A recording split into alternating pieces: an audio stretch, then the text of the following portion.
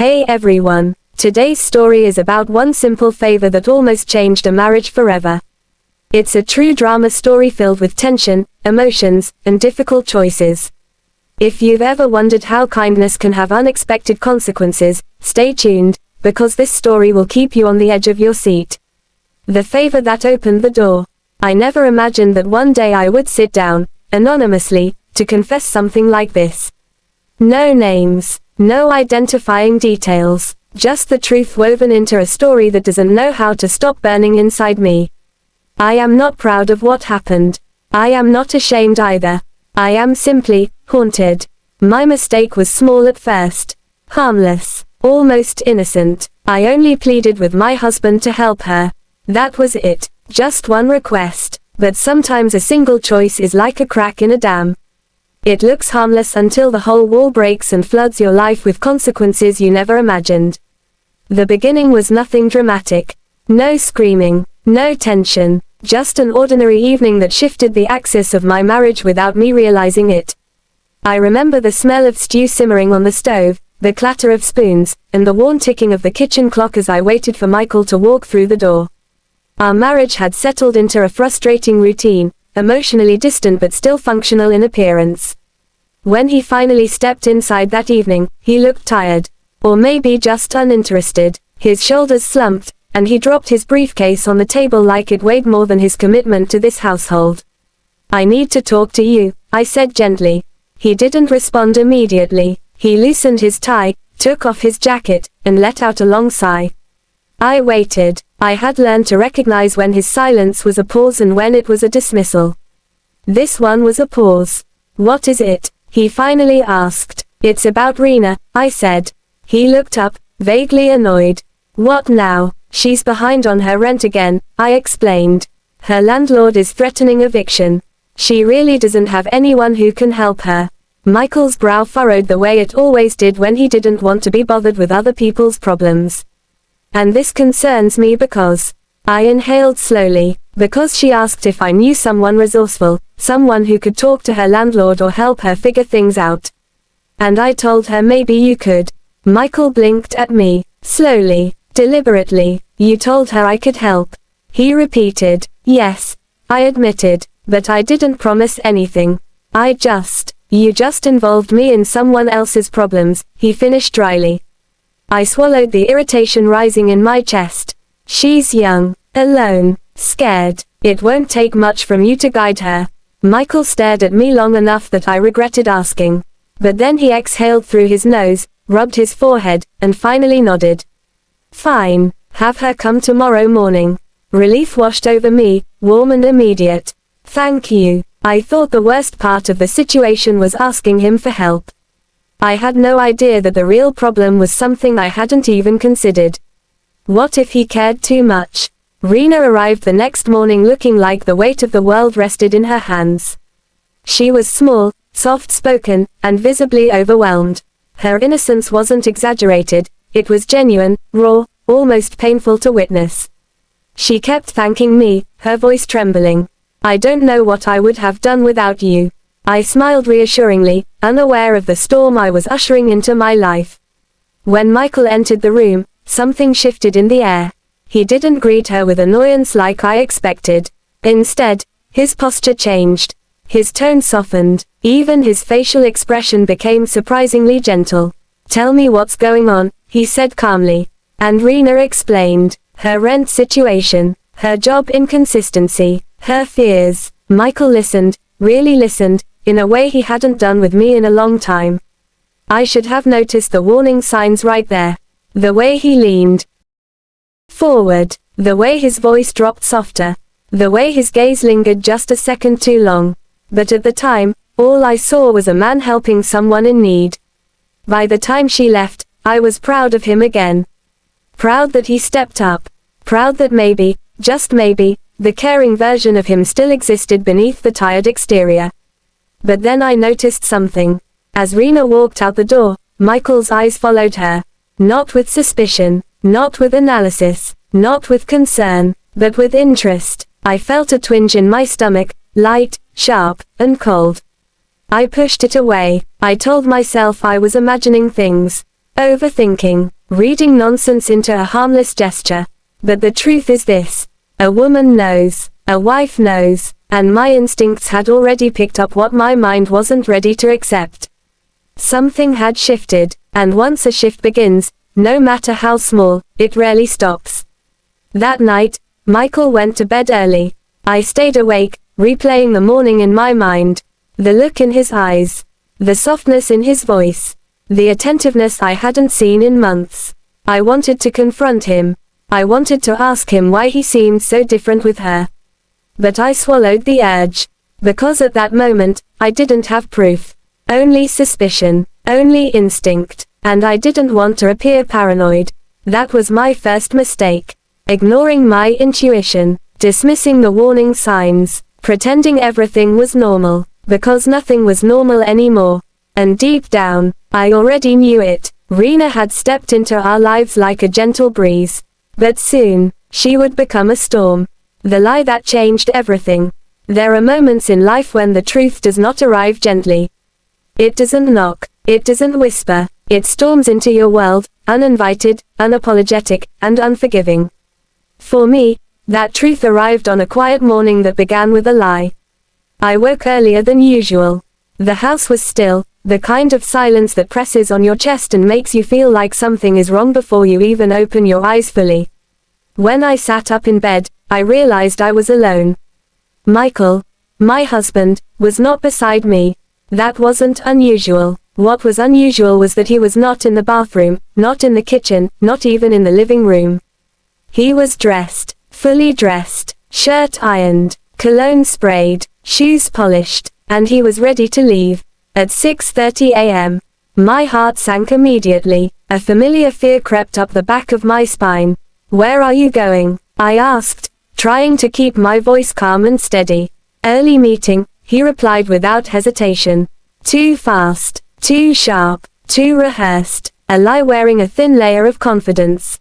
I continued staring at him from the bed, searching his face for the truth he didn't want to expose. "At the office?" I asked casually. He grabbed his keys and nodded. "Yes. Important client. I'll be back later." My stomach churned. Once upon a time, I would have believed him, without hesitation, without doubt. But now everything he said felt like a puzzle piece forced into the wrong place. Because the night before, I had seen something unsettling. Something I wasn't supposed to see. His phone had lit up on the table. A message preview. A name I recognized. Her name. Rena. And worse, the message wasn't about rent. It wasn't about help. It wasn't about guidance. It was something deeper, more personal, more intimate, and Michael had smiled at it, thinking I wasn't looking. When he walked toward the door, I couldn't stop myself. "Michael," I said quietly, "are you going to meet her?" He froze. Just a fraction. Just enough for me to notice. Then he turned, irritation flickering in his eyes. "What are you talking about?" I swallowed hard. "Rena," he exhaled, annoyed. "Don't start." "I'm not starting," I insisted. "I saw your phone." The tension in the air thickened. He clenched his jaw, looked away, then finally met my eyes again. She needed help. I'm helping her. That's it. But he didn't meet her for help anymore. I could feel it. His voice was tight, defensive. His body language was closed off. And his eyes told a story his words tried to cover. "You're overthinking," he added, forcing a calm tone. "Don't turn this into something ugly." Too late. It was already ugly. But I didn't argue. Not yet. Because arguing wouldn't give me the truth. Observation would. He left the house quickly, as if escaping the conversation. The door closed behind him with a sharp click that echoed through the hallway and straight into my chest. I remained still for a long moment. Then I moved. The thing about people who lie often is that they get careless. Overconfident. They forget that small details matter. Michael had forgotten that his tablet was still connected to his phone. Every notification he received popped up on the screen beside our bed. And at that exact moment, the tablet vibrated.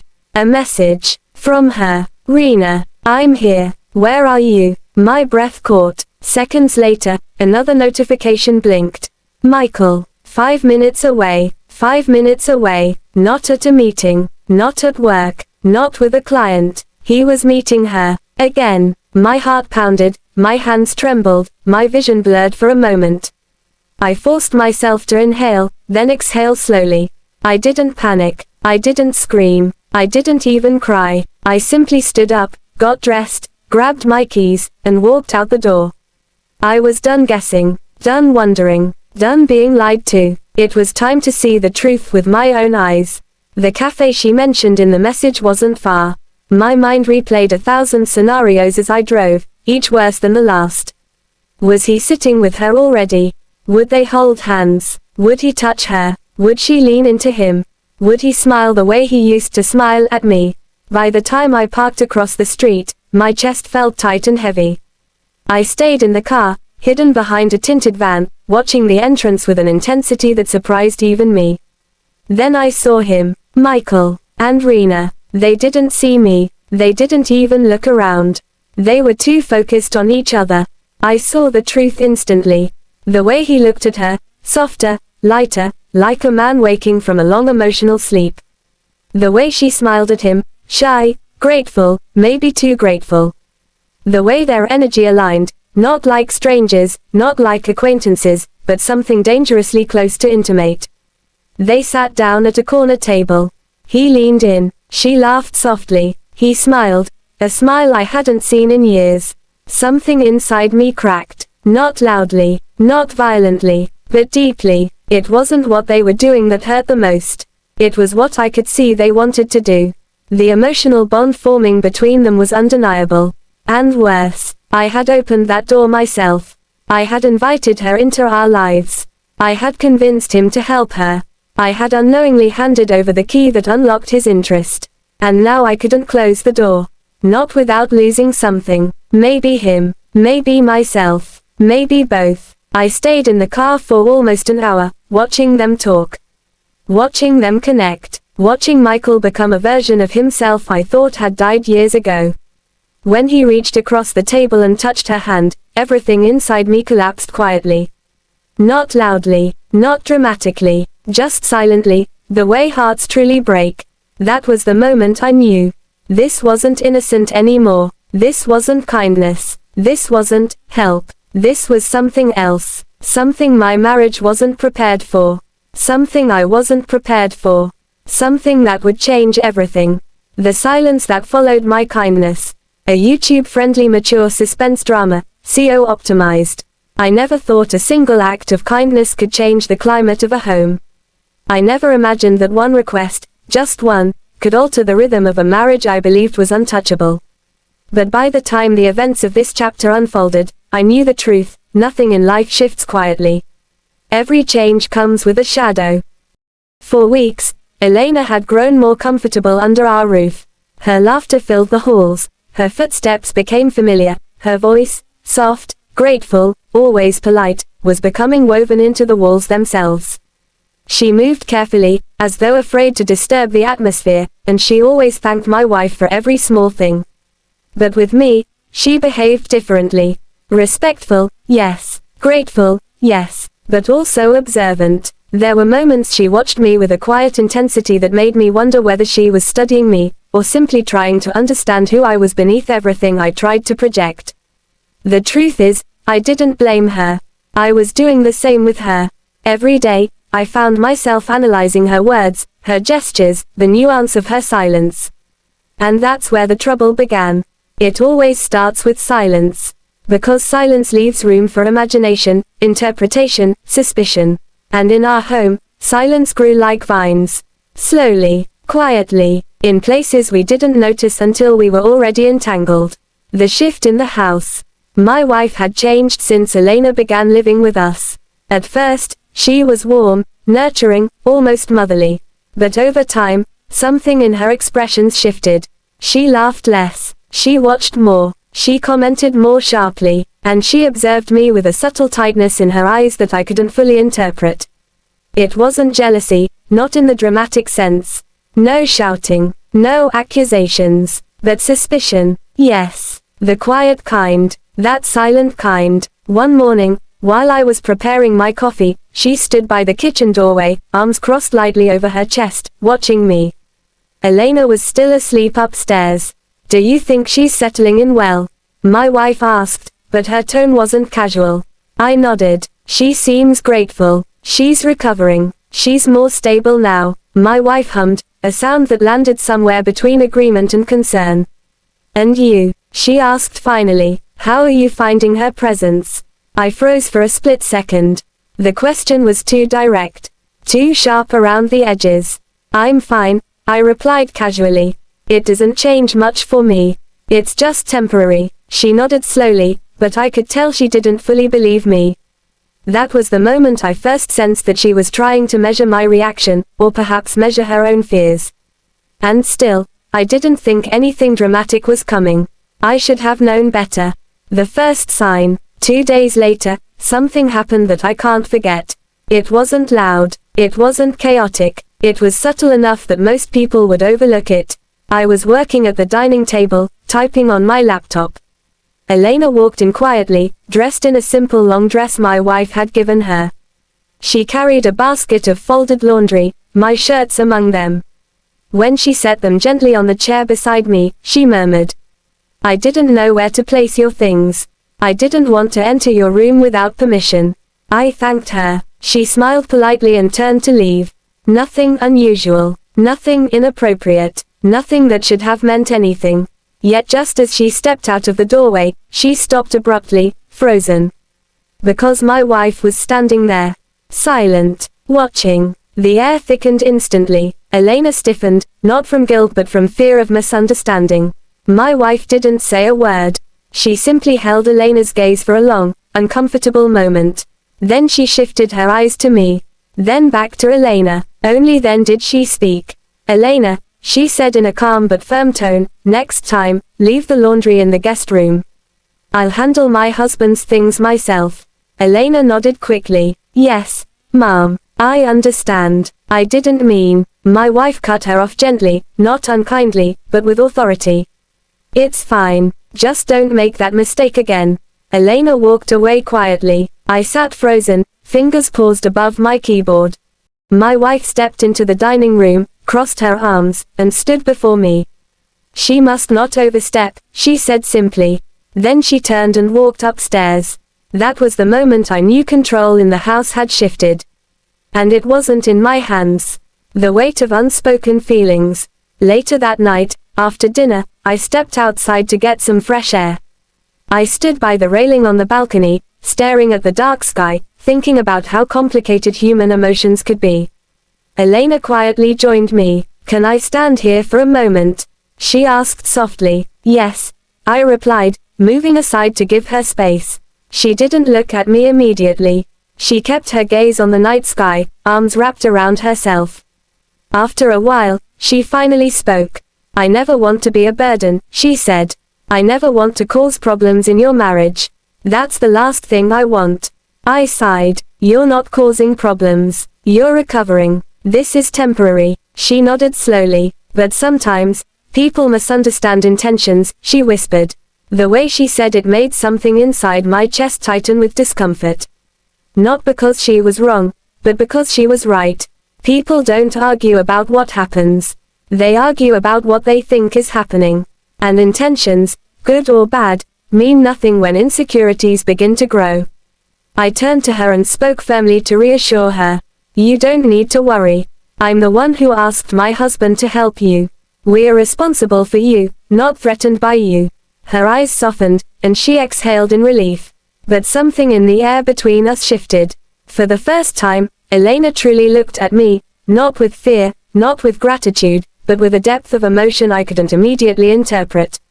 Respect, admiration, dependence. I didn't want to assume. But I felt it, and that was dangerous. A moment that should not have happened. Later that week, a moment unfolded that changed everything. It was late, around 11 p.m. My wife had gone to bed early. I was in the living room finishing a report for work. The house was silent except for the ticking of the wall clock. Elena walked in, holding a cup of tea. "I made extra," she said softly. "Would you like some?" I should have said no. I should have thanked her politely and asked her to go rest. But I didn't. I took the cup. Thank you. She sat on the opposite end of the long couch. Not close. Not inappropriate. Just quietly present. We didn't talk at first. And then she said, I know you didn't ask for any of this trouble. I know your life was peaceful before I came. I shook my head. Elena, helping someone isn't trouble. She looked down at her hands. Some people don't see it that way. I wasn't sure if she meant my wife, or herself, or the world in general. But then she lifted her eyes to mine. Sometimes, she whispered, kindness feels like danger when you've lived your whole life expecting the worst. Her voice trembled, not dramatically, just enough to reveal her vulnerability. And without thinking, without planning, without intending anything complicated, I reached out and gently placed my hand over hers. Just for comfort, nothing more. But the moment my hand touched hers, her breath hitched softly. She didn't pull away, and that was the mistake. We didn't speak, we didn't move, we just sat there in silence, our hands touching lightly, dangerously. Then she whispered, I don't want to ruin anything. I whispered back, you won't. But even as I said it, a heavy truth settled inside me, one I didn't want to face. Something had already begun, not an affair, not a betrayal, but a shift in emotions, a shift in boundaries, a shift in how she saw me, and how I saw her. A shift that neither of us admitted out loud, and one that my wife, quietly observing everything, had already sensed long before we even realized it. There are storms you hear coming, loud, violent, destructive. And then there are storms that move quietly, slipping through the cracks of a house long before anyone notices the foundation has begun to shift. By the time the roof starts to creak, the damage is already underneath, spreading unseen. That was how our home felt. Silent thunder, hidden lightning, unspoken tension. My wife didn't confront me directly. She didn't accuse me. She didn't raise her voice. Instead, she changed in subtle ways. She spoke less. She watched more. She stayed awake longer. And she began to time her movements around mine, the way a detective observes patterns. She would walk into a room just as I was speaking to Elena.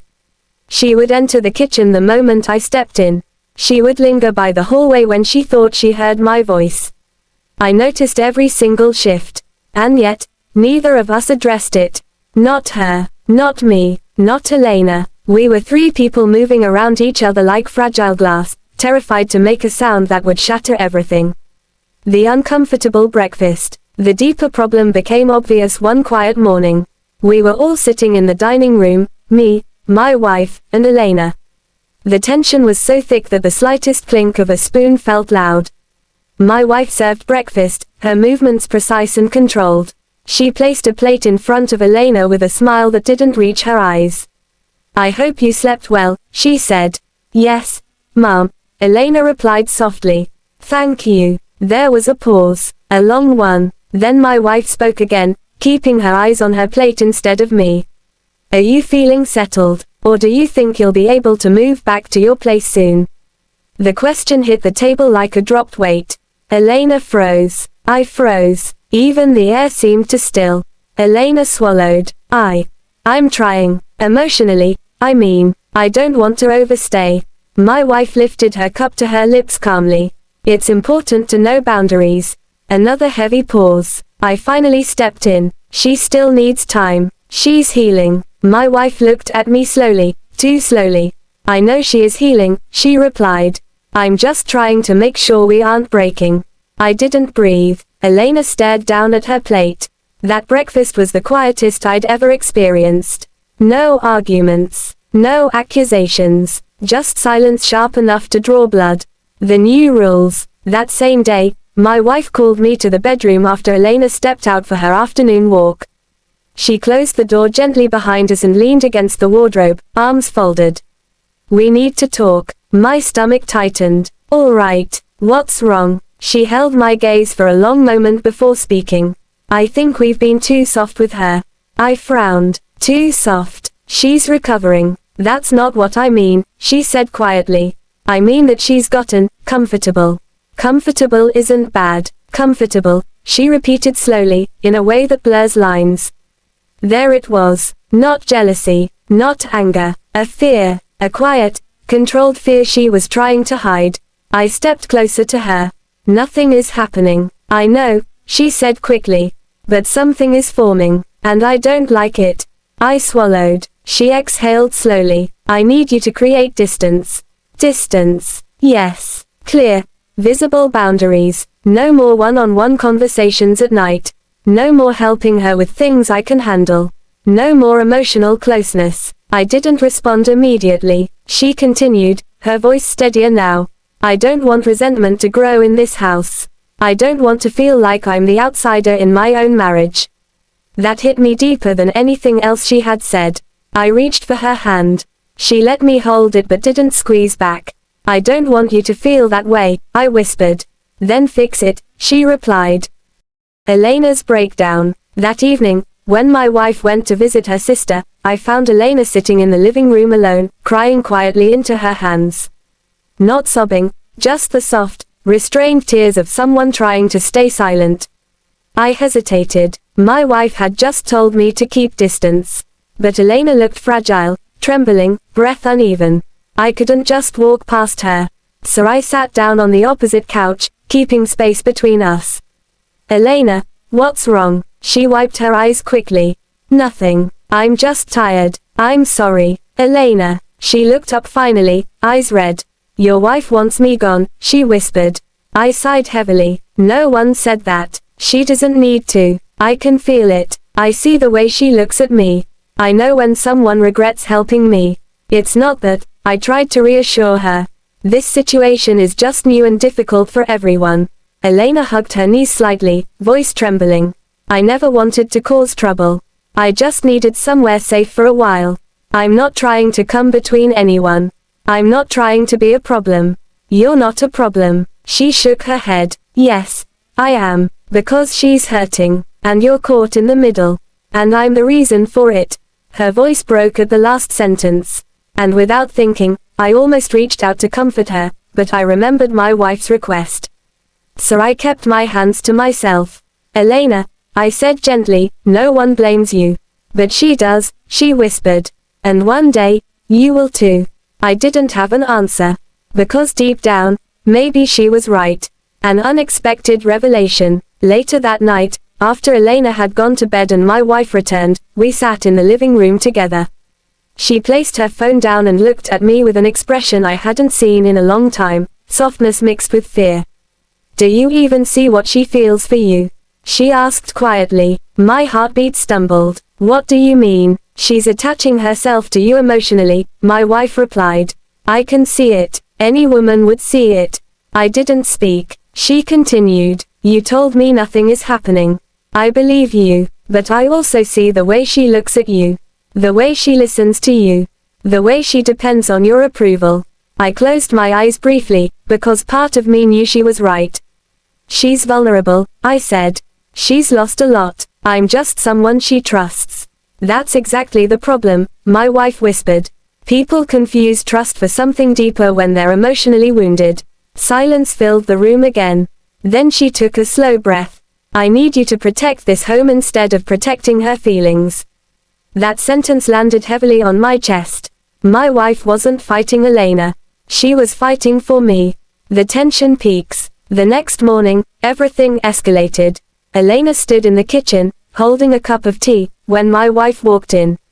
I was at the counter pouring cereal. The air between them was sharp.